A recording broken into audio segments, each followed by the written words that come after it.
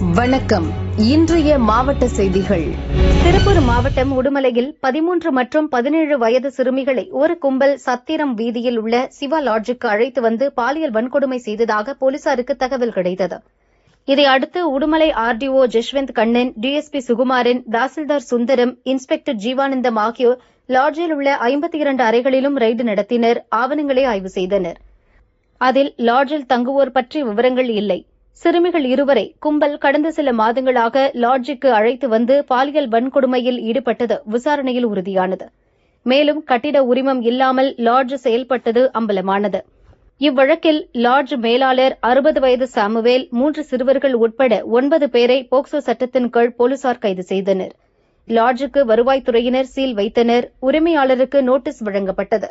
லாட்ஜிலும் notice ஒட்டப்பட்டது. Trichy மாவட்டம் மணப்பாறை அருகே பொய்கைப்பட்டி ராயம்பட்டி பல்நோக்கு வளாகத்தில் ஜிஹெச்சிஎல் பவுண்டேஷன் மற்றும் ஃபெட்கிரட் சார்பாக பெண்களுக்கான 3 மாத கால இலவச தையல் பயிற்சி முகாம் துவங்கியது. பொய்கைப்பட்டி ஊராட்சித் தலைவர் ரோஸ்லின் சகாய மேரி தலைமை வகித்தார். ஊர் முக்கியஸ்தர்கள் சபரிமுத்து, மரியம் பால்ராஜ் முன்னிலை வகித்தனர். ஃபெட்கிரட் பொதுச் செயலாளர் அங்குசாமி வரவேற்றார். பொருளாளர் சாராள் ரூபி, பயிற்சியாளர் கண்ணன் செயல் விளக்கம் அளித்தனர். பயிற்சியின் நோக்கம் பயிற்சிக்கு பின் வேலைவாய்ப்பு, சுயதொழில் துவங்குவது, குழுவாக ஆரம்பித்து மானியத்துடன் வங்கிக் கடன் பெற்று தொழில் துவங்குவது பற்றி ஜிஹெச்சிஎல் பவுண்டேஷன் சிஎஸ்ஆர் அலுவலர் சுஜின் விளக்கம் அளித்தார். சுயதொழில் துவங்க அனைத்து உதவிகளையும் செய்து தருவதாக சமூக ஆர்வலர் ராஜசேகரன் பேசினார். மகளிர் அமைப்பாளர் கிரேசி குழுவாக செயல்பட வேண்டும் என வலியுறுத்தினார். பயிற்சி பெறுவோர் அனைவருக்கும் உபகரணங்கள் வழங்கப்பட்டது. பயிற்சிக்கு பின் தேவையான உதவிகளை ஜிஹெச்சிஎல் பவுண்டேஷன் மற்றும் ஃபெட்கிரட் சார்பில் செய்து தர உறுதியளிக்கப்பட்டது. பயிற்சியாளர் சித்ரா நன்றி கூறினார். நீலகிரி மாவட்டம் கூடலூர் வனக்கூட்டத்துக்கு உட்பட்ட கூடலூர், ஓவேலி, ஜீன்பூல், தேவாலா, சேரம்பாடி, பிதற்காடு ஆகிய வனச்சிறக்கங்களில் ஒருங்கிணைந்த யானைகள் கணக்கெடுப்பு பணி துவங்கியது. இதில் தொகுதி எண்ணிக்கை, நேர்கோட்டு பாதை, நீர்நிலைகள் எண்ணிக்கை, மொத்த தொகுதிகள், மொத்த நேர்கோட்டு பாதைகள், மொத்த நீர்நிலைகள் பற்றி கணக்கெடுக்கப்படும். ஒவ்வொரு குழுவும் தலா 15 கிலோமீட்டர் சுற்றளவில் கணக்கெடுப்பில் ஈடுபட்டுள்ளனர். இந்த கணக்கெடுப்பு மே 25ஆம் தேதி வரை நடக்கிறது. இப்பணியில் வனத்துறை மற்றும் தன்னார்வலர்கள் 150 பேர் ஈடுபட்டுள்ளனர்.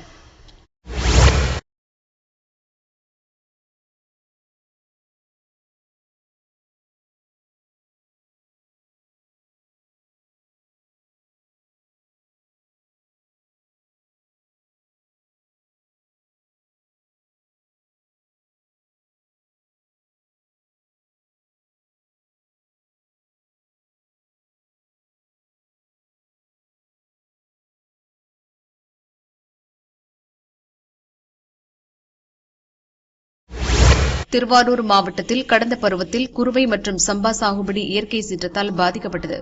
விவசாயிகளுக்கு கடும் நஷ்டம் ஏற்பட்டது. கடனை திரும்பச் செலுத்த முடியாமல் பரிதவிக்கின்றனர். இச்சூழலில் மன்னார்குடி வட்டத்துக்கு உட்பட்ட மூவாநல்லூர், பருத்திக்கோட்டை, மேலவாசல், எம்பேத்தி உள்ளிட்ட கிராமங்களில் 5000 ஏக்கருக்கு மேல் கோடை பருவ நெல் சாகுபடி பணிகள் நடைபெற்றன. தற்போது கோடை மழை மற்றும் தென்மேற்கு பருவமழை கடந்த 19ஆம் தேதி துவங்கியதால் தொடர்ந்து ஒரு வாரமாக கனமழை பெய்து வருகிறது. இதனால் பல கிராமங்களில் 3000 ஏக்கரில் வயல் விளைகள் மழை வெள்ளத்தால் சூழ்ந்தன. சில வாரங்களில் அறுவடை செய்ய வேண்டிய நெற்பயிர்கள் முளைத்து சேதமாகிவிட்டது. மத்திய, மாநில அரசுகள் ஆய்வு செய்து உரிய இழப்பீடு வழங்க வேண்டும் என விவசாயிகள் வலியுறுத்தினர். மூவாநல்லூர் வருவாய் கிராமத்தில் அரசு வழங்கும் மும்முனை மின்சாரம் மூலியமாகவும் ஆயில் இன்ஜின் மூலியமாகவும் கோடை சாகுபடி, அதாவது முன்பட்ட குருவன்பாங்க, முன்பட்ட குருவை நாங்கள் இந்த வருவாய் கிராமத்தில் 400 ஏக்கருக்கு மேலே விவசாயம் பண்ணியிருக்கோம். இந்த 400 ஏக்கரில் 100 ஏக்கருக்கு மேலே 100% அறுக்க ஒரு வாரம் இருக்கிறப்ப பெய்த கோடை மழையால் 100% பாதிப்பு உள்ளாயிருக்கு. எங்கள் கிராமம் மட்டும் இல்லைங்க, எங்கள் கிராமத்தை சுற்றி உள்ள அருகில் உள்ள பருத்திக்கோட்டை, மேலவாசல், கல்லெம்பேத்தி, இடையம்பேத்தி, நெடாவக்கோட்டை, சேராங்குளம் போன்ற கிராமங்களில் இது மாதிரி 100 ஏக்கர் 150 ஏக்கர் 100% பாதிப்புக்கு உள்ளாயிருக்கு. நாங்கள் வருவாய்த்துறை அணுகி நஷ்டஈடு கேட்டோம். வருவாய்த்துறை வேளாண் துறையும் கேட்டோம். எங்களுக்கு இது மாதிரி இன்னும் கணக்கெடுப்புக்கிறதுக்கு அறிவிப்பு வரல, வரோன்னு இருக்காங்க.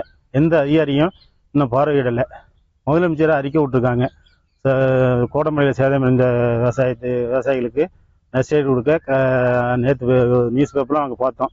ஆனால் அதிகாரிகளை தொடர்பு கொண்டு கேட்குறப்ப எங்களுக்கு அது மாதிரி அறிவிப்பு எதுவும் வரல அப்படின்னு எங்களை இன்னும் யாருமே பார்வையிடலை. எங்களுக்கு சுமார் ஏக்கருக்கு 45,000 மேலே செலவாகுதுங்க. ஆனால் அறுவடைக்கு ஒரு வாரமே இருக்கிற காலகட்டத்தில் பெய் மழை பெஞ்சு 100% நஷ்டமாயிருக்கு. அதனால அரசு எங்களுக்கு உடனடியாக ஏக்கருக்கு 30,000 ரூபாய் நஷ்டஈடாக எங்களுக்கு வழங்குமாறு தலைமையுடன் கேட்டுக்கொள்கிறேன். மற்றும் எங்களுக்கு நிரந்தர தீர்வாக என்ன அந்த அரசு செய்யணும்னா முப்போகம், அதாவது கோடை, குருவை, காலடியும்பாங்க. தேனி மாவட்டம் மஞ்சளாறு அணை பகுதியில் தொடர் மழை பெய்கிறது. இதனால் அணையில் நீர்வரத்து அதிகரித்துள்ளது. 57 அடி உயரம் கொண்ட அணை நீர்மட்டம் 50 அடியை எட்டியது. பாசன விவசாயிகள் மகிழ்ச்சியடைந்தனர். திண்டுக்கல் மாவட்டம் கொடைக்கானல் பிரையன் பூங்காவில் கடந்த 17ஆம் தேதி மலர்கள் கண்காட்சி மற்றும் கோடை விழா துவங்கியது. இதன் ஒரு பகுதியாக கொடைக்கானல் ஏரியில் அரசு சார்பாக அலங்கார படகு போட்டிகள் நடைபெற்றன. கோட்டாட்சியர் சிவராமன் துவக்கி வைத்தார். இதில் அதிக படகுகள் பங்கேற்கவில்லை. இப்போட்டியில் உள்ளாட்சித்துறை, தோட்டக்கலைத்துறை, சுற்றுலாத்துறை, மீன்வளத்துறை ஆகிய 4 துறைகள் மட்டுமே பங்கேற்று சிறிது நேரம் மட்டுமே போட்டி நடைபெற்றது.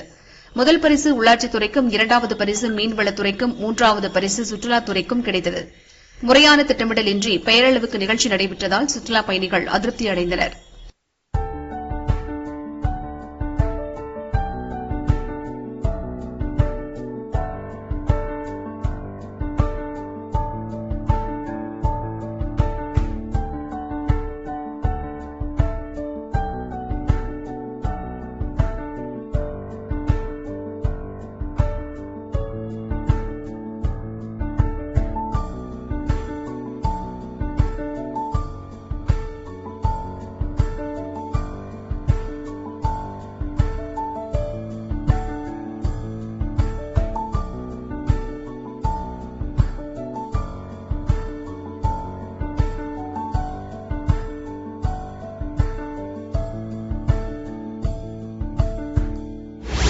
திருவாரூர் மாவட்டம் மன்னார்குடி அடுத்த ராஜகோபாலபுரம் கிராமத்தில் குடிநீரில் உப்புத்தன்மை அதிகளவு இருப்பதால் மக்கள் பாதிக்கப்பட்டனர். குடியிருப்போர் நலன் கருதி ஆர் கல்வி மற்றும் தொண்டு அறக்கட்டளை சார்பில் 5 லட்சம் ரூபாய் மதிப்பில் சுத்திகரிக்கப்பட்ட குடிநீர் மையம் அமைக்கப்பட்டது. அறக்கட்டளை தலைவர் பேராசிரியை ராதிகா மணிமாறன் திறந்து வைத்தார். குடியிருப்போர் மகிழ்ச்சியடைந்தனர். ராமநாதபுரம் மாவட்டம் கேணிக்கரை ரோட்டில் போலீசார் வாகன சோதனையில் ஈடுபட்டனர். அவ்வழியாக வந்த வேனை சோதனை செய்ததில் வேனுக்குள் மூட்டை மூட்டையாக 700 கிலோ குட்கா மற்றும் பான் மசாலா பாக்கெட்டுகள் பதிக்கப்பட்டிருப்பதை கண்டுபிடித்தனர். வேனுடன் அவற்றை பறிமுதல் செய்தனர். கடத்தலில் ஈடுபட்ட 4 பேர் கைது செய்யப்பட்டனர். வாகன சோதனையை தீவிரப்படுத்த எஸ்பி சந்தீஷ் உத்தரவிட்டார். புதுச்சேரியில் கஞ்சா உள்ளிட்ட போதைப் பொருட்களை ஒழிக்க போலீசார் பல்வேறு நடவடிக்கைகளை எடுத்து வருகின்றனர். அதன் ஒரு பகுதியாக புதுச்சேரி கராத்தே சங்கம் மற்றும் கேரம் அசோசியேஷன் இணைந்து சே நோ ட்ரக்ஸ் என்ற கருத்தை மையமாக வைத்து மாணவர்களுக்கான போதைப் பொருள் ஒழிப்பு விழிப்புணர்வு கேரம் போட்டி தனியார் பள்ளியில் நடைபெற்றது. இதில் 60க்கும் மேற்பட்ட மாணவ மாணவிகள் பங்கேற்றனர். போட்டியை புதுச்சேரி சீனியர் எஸ்பி சைத்தன்யா மற்றும் எஸ்பிக்கள் வம்சித ரெட்டி, பக்தவச்சலம், லட்சுமி சௌஜன்யா துவக்கி வைத்தனர். இதில் போலீஸ், பொதுமக்களும் ஆர்வத்துடன் பங்கேற்றனர்.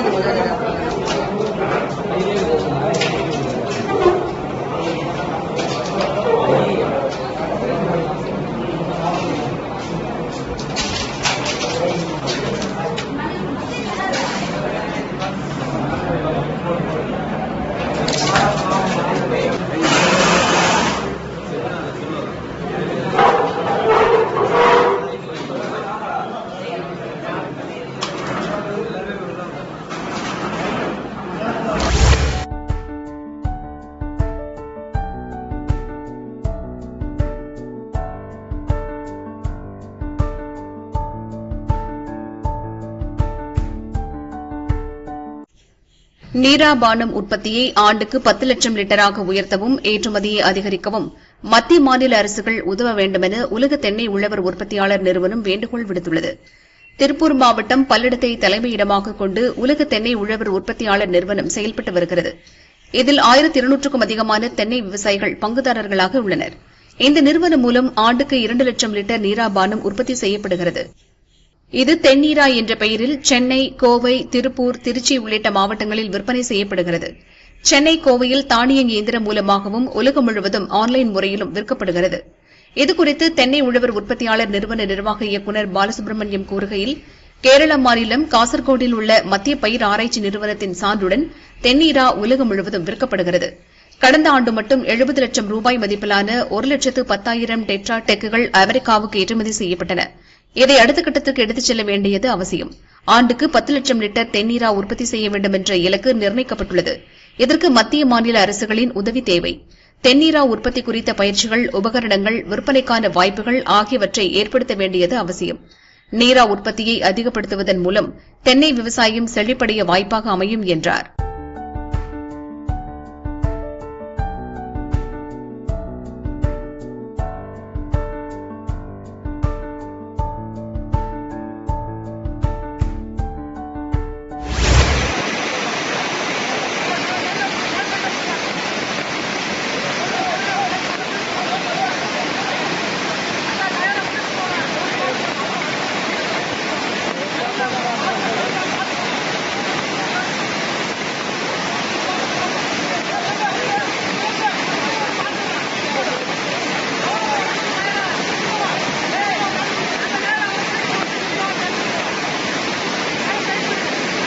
கொடைக்கானல், அருங்கச்சின்னூர் மற்றும் பெரியூர் மலை கிராமங்கள் உள்ளன. இங்கு சுமார் 1000க்கும் மேற்பட்டோர் வசிக்கின்றனர். தங்களது கிராமங்களுக்கு செல்ல அப்பகுதியில் உள்ள ஆற்றை கடந்து செல்ல வேண்டும். கடந்த சில தினங்களாக மலைப்பகுதியில் தொடர் மழை பெய்து வருகிறது. இதனால் கொடைக்கானலுக்கு ரெட் மற்றும் ஆரஞ்ச் அலர்ட் விடப்பட்டது. சின்னூர் பகுதியைச் சேர்ந்த 10 பேர் பெரியகுளம் சென்று அத்தியாவசிய பொருட்களை வாங்கி திரும்பினர். அப்போது ஆற்றில் காட்டாற்று வெள்ளம் கரைபுரண்டு ஓடியது. சின்னூர் கிராமத்தைச் சேர்ந்த பிச்சை, நாகராஜ், கணேசன், சுரேஷ் உட்பட 10 பேர் காட்டாற்று வெள்ளத்தில் சிக்கினர். தகவல் அறிந்த தீயணைப்பு வீரர்கள் உடனே அங்கு விரைந்தனர். உயிரை பணயம் வைத்து ஆற்றின் குறுக்கே கயிறு கட்டி கிராமவாசிகள் 10 பேரை பல மணி நேர போராட்டத்திற்கு பின் பத்திரமாக மீட்டனர். மலைவாழ் கிராம மக்கள் நலன் கருதி இப்பகுதியில் தற்காலிக பாலம் அமைத்து தர வேண்டும் என சின்னூர் மற்றும் பெரியூர் கிராம மக்கள் வலியுறுத்தினர்.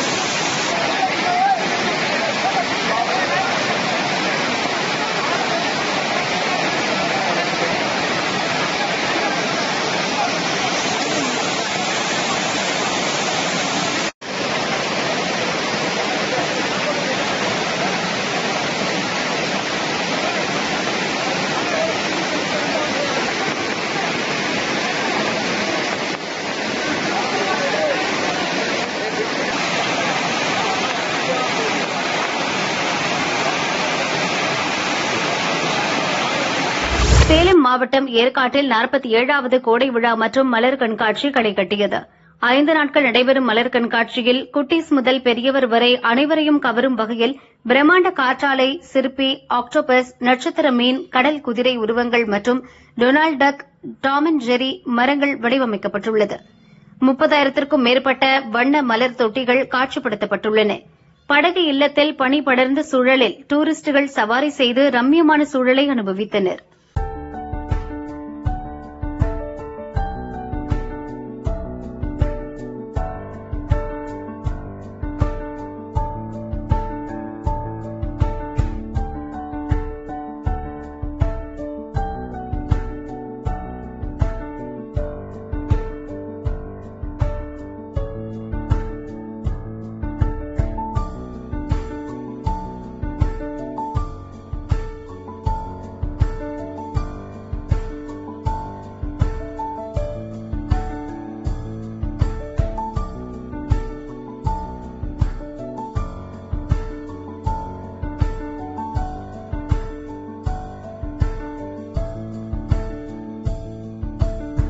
கிருஷ்ணகிரி மாவட்டம் ரங்கசத்திரத்தில் ஓம் சக்தி அம்மன் கோயில் உள்ளது. புதன் இரவு கோவிலுக்குள் புகுந்த மர்ம ஆசாமிகள் பூட்டை உடைத்து உள்ளே சென்றனர். அம்மன் கழுத்தில் கிடந்த தங்க தாலி, மூக்குத்தி, நகைகள், வெள்ளிப் பொருட்கள் மற்றும் உண்டியலில் இருந்த காணிக்கையை கொள்ளையடித்து சென்றனர். சாமி கும்பிட சென்ற பக்தர்கள் கோயிலில் பூட்டு உடைக்கப்பட்டிருப்பதைக் கண்டு போலீசில் புகார் கூறினர். விசாரணையில் திருடுபோன நகைகளின் மதிப்பு 2 லட்சம் இருக்கும் என கோவில் நிர்வாகத்தினர் தெரிவித்தனர். தேன்கனிக்கோட்டை போலீசார் கொள்ளையர்களை தேடுகின்றனர். தென்காசி மாவட்டம் பழைய குற்றாலம் அருவியில் கடந்த 17ஆம் தேதி வெள்ளப்பெருக்கு ஏற்பட்டது. 5 டூரிஸ்டுகள் வெள்ளத்தில் அடித்து செல்லப்பட்டனர். அவர்களின் 4 பேரை தீயணைப்பு வீரர்கள் மீட்டனர். மாணவன் அஸ்வின் சடலமாக மீட்கப்பட்டார். இதையடுத்து குற்றாலத்தில் அனைத்து அருவிகளிலும் குளிக்க தடை விதித்து மாவட்ட நிர்வாகம் உத்தரவிட்டது. இதனால் பல்வேறு பகுதிகளில் இருந்து குற்றாலம் அருவிகளில் குளிக்க வந்த டூரிஸ்டுகள் ஏமாற்றமடைந்தனர். வியாபாரிகள் கடுமையாக பாதிக்கப்பட்டனர். அருவிகளில் குறைந்த அளவு தண்ணீர் வருவதால் டூரிஸ்டுகளை குளிக்க அனுமதிக்க வேண்டும் என மாவட்ட நிர்வாகத்திடம் வியாபாரிகள் வலியுறுத்தினர். இதை ஆய்வு செய்த கலெக்டர் கமல் கிஷோர் ஏற்றுக்கொண்டார். இதையடுத்து மெயின் அருவி பகுதியில் பராமரிப்பு பணிகள் நடப்பதால் நாளை மாலை 4 மணி முதல் டூரிஸ்டுகள் குளிக்க அனுமதி வழங்கினார். பழைய குற்றால அருவியில் நாளை முதல் காலை 6 மணி முதல் மாலை 5:30 மணி வரை மட்டுமே குளிக்க அனுமதி வழங்கப்பட்டது. சென்னை வானிலை மைய அறிவிப்பு மற்றும் கனமழையினை பொறுத்து அவ்வப்போது மாறுதல்கள் செய்யப்படும் என கலெக்டர் தெரிவித்தார். தடை நீங்கியதைத் தொடர்ந்து குற்றாலத்தில் குளுகுளு குளியல் போட பல்வேறு பகுதிகளில் இருந்து டூரிஸ்டுகள் குற்றாலத்திற்கு படையெடுத்தனர்.